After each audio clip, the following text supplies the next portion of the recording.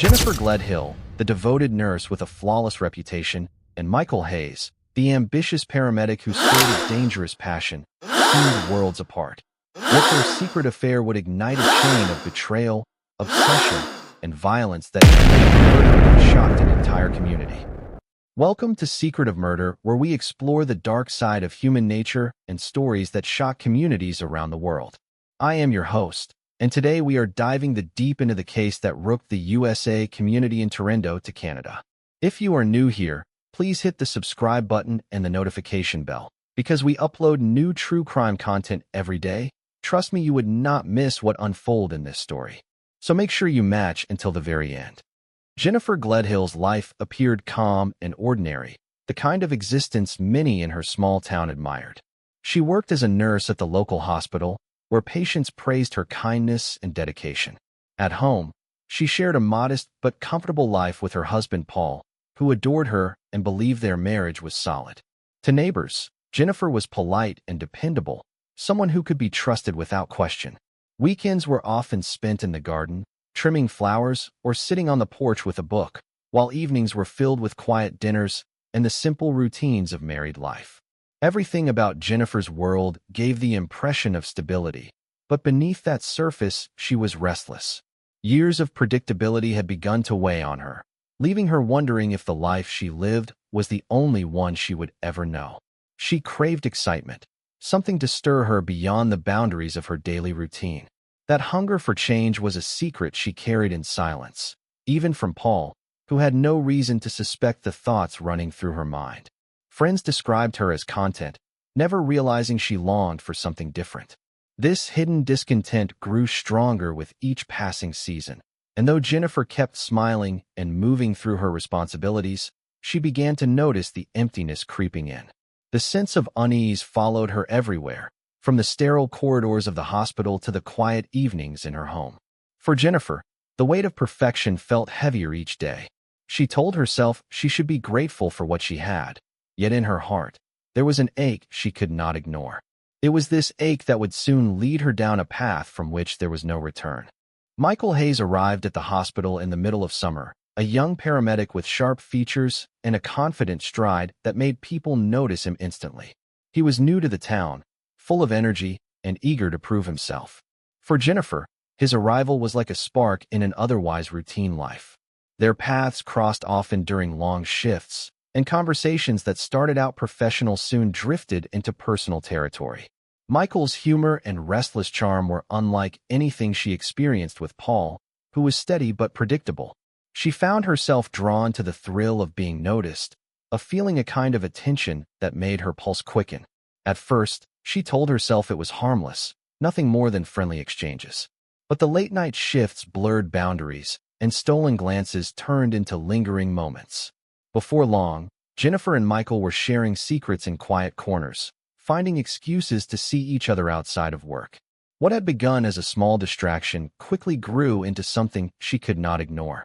The secrecy added to the intensity, and Jennifer began living for the moments when they could be alone. With Michael, she felt alive in a way she had not in years, swept into a dangerous rhythm she never imagined she would crave. Yet beneath the excitement was a creeping awareness that what she was doing carried heavy risks.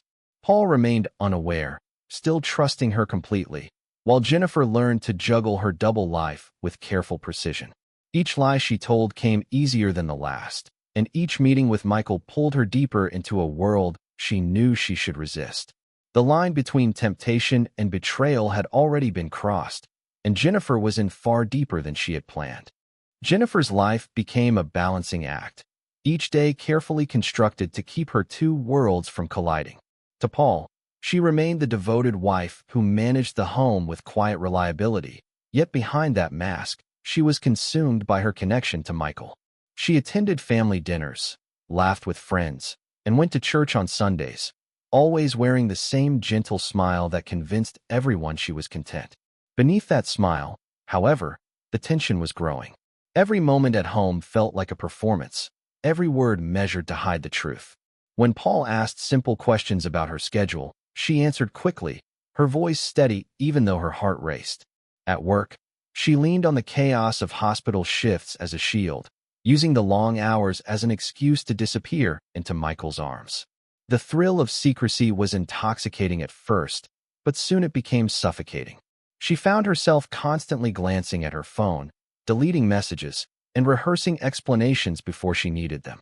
The smallest slip could expose everything, and Jennifer knew the consequences would be devastating.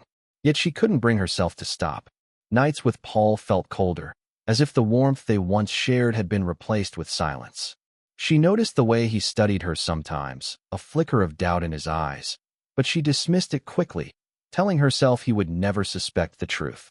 Friends, too, began to see changes in her. She was distracted, her laughter more forced, her mind always somewhere else. Still, no one questioned her too closely. Jennifer's reputation as dependable and trustworthy shielded her from suspicion, even as the cracks in her perfect life widened. The double life was taking its toll, and the weight of her secrets grew heavier with each passing day. For Michael, secrecy was no longer enough. What thrilled Jennifer in stolen moments had turned into frustration for him, and he began demanding more than she was willing to give. He wanted permanence, insisting she leave Paul and start a new life with him. At first, Jennifer brushed it aside, assuring him their relationship was fine as it was, but his patience thinned quickly. His messages became constant, filling her phone at all hours. He lingered near her at work when others might notice, his eyes burning with expectation. The pressure weighed on Jennifer, who felt the walls of her carefully guarded life closing in. At home, she tried harder to maintain the illusion of normalcy, cooking meals and keeping up small talk, but inside she was unraveling. Paul's quiet presence, once comforting, now felt suffocating under the shadow of her secrets. Michael's persistence grew more reckless, and she knew it was only a matter of time before someone noticed. She felt torn between two worlds, one safe but suffocating, the other thrilling but dangerous. The excitement that had once filled her veins was now tinged with dread, and every stolen moment came with the fear of discovery. Michael began hinting at plans for their future, speaking of leaving town together, while Jennifer silently wondered how she could possibly untangle herself from the life she had built. The balance she had maintained so carefully was tipping. What she once controlled now seemed to control her, and with every demand from Michael, she realized the affair was no longer just a secret. It was a trap. The thrill that had drawn her in was fading, replaced by a growing sense of danger she could no longer ignore. Paul's suspicions had begun as fleeting thoughts, small doubts he tried to dismiss, but they grew stronger with time. He noticed the changes he could no longer explain away. Jennifer staying later at work than usual, her sudden excuses to leave the house, the way she guarded her phone as if it held something fragile. At dinner, her mind seemed elsewhere, and when he asked about her day, her answers felt rehearsed, too smooth to be natural.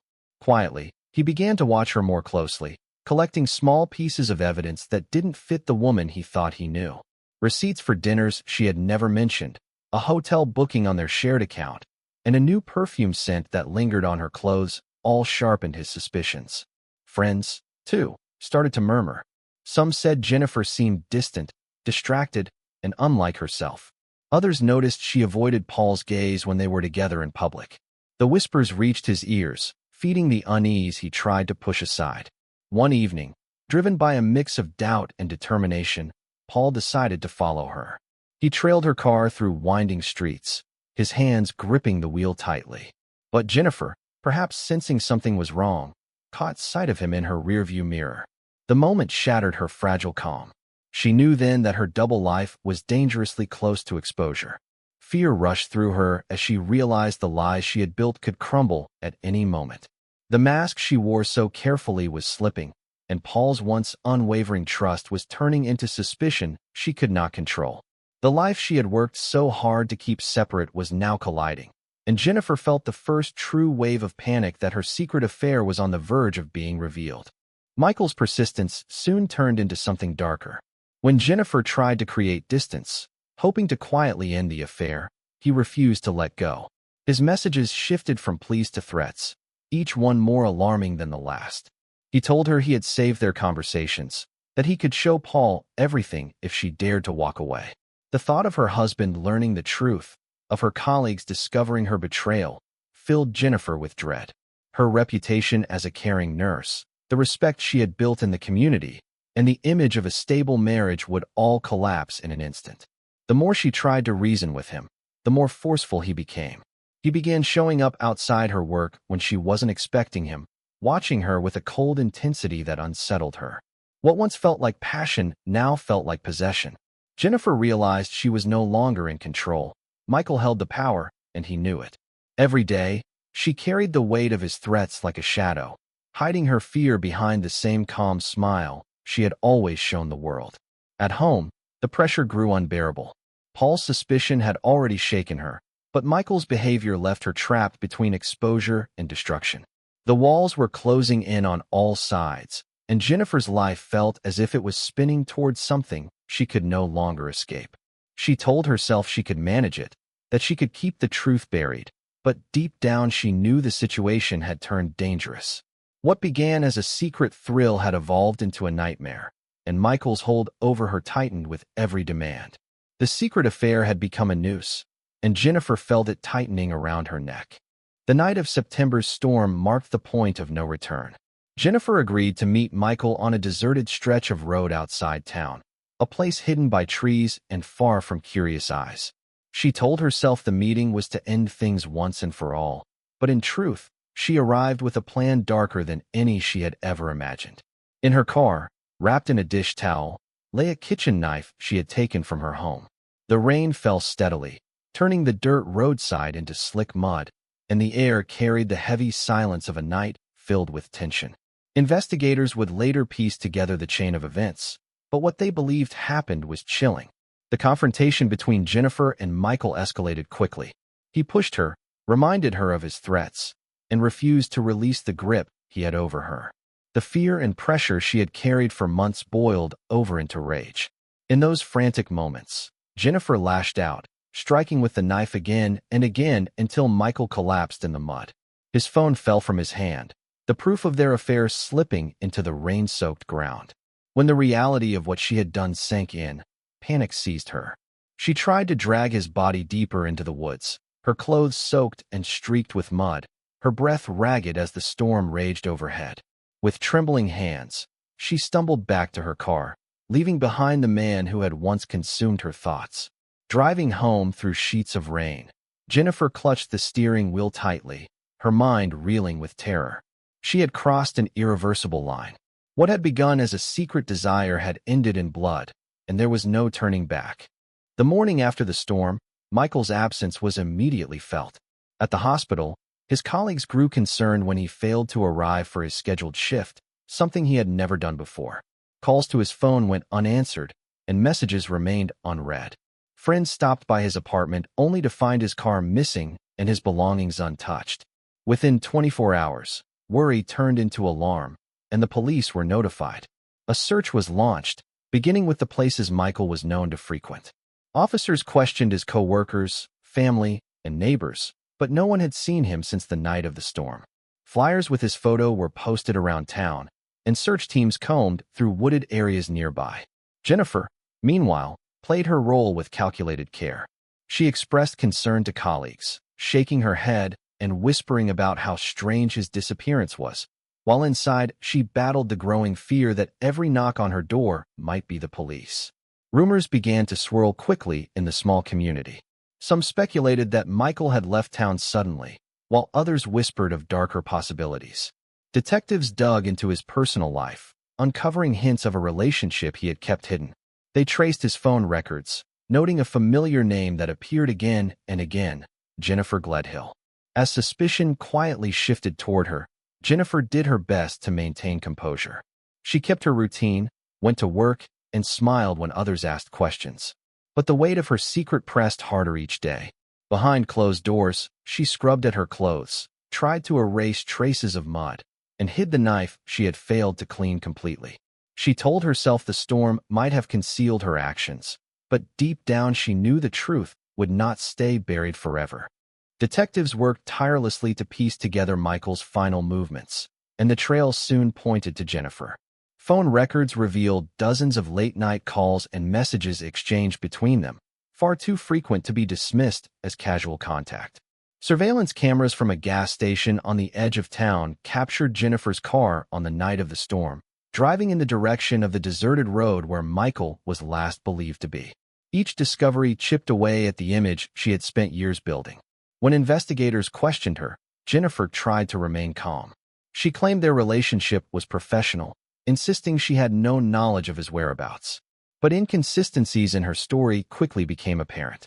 She could not explain the gap in her timeline on the night Michael disappeared, nor could she account for the mileage recorded on her car. Suspicion grew heavier when forensic teams searched her home. Hidden deep in a laundry basket, they found clothing streaked with faint mud stains.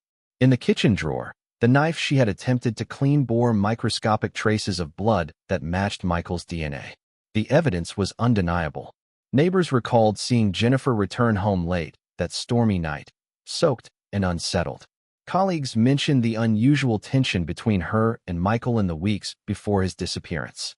Slowly, a chilling picture emerged. The respected nurse who had lived a life of apparent virtue was leading a double existence that ended in violence.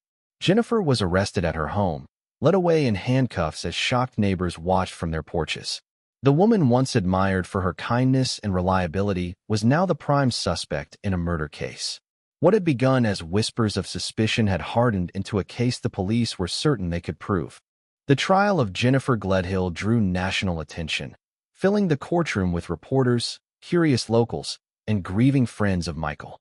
The prosecution painted a picture of a woman who had lived a double life, lured into passion and ultimately driven to eliminate the man who threatened to expose her secrets. They presented phone records, surveillance footage, and forensic evidence, each piece weaving together a story of careful deception that ended in murder. The bloodstained knife, her mud-streaked clothing, and the pattern of messages between her and Michael stood as damning proof. The defense argued that Jennifer acted out of fear, cornered by Michael's threats and emotional manipulation.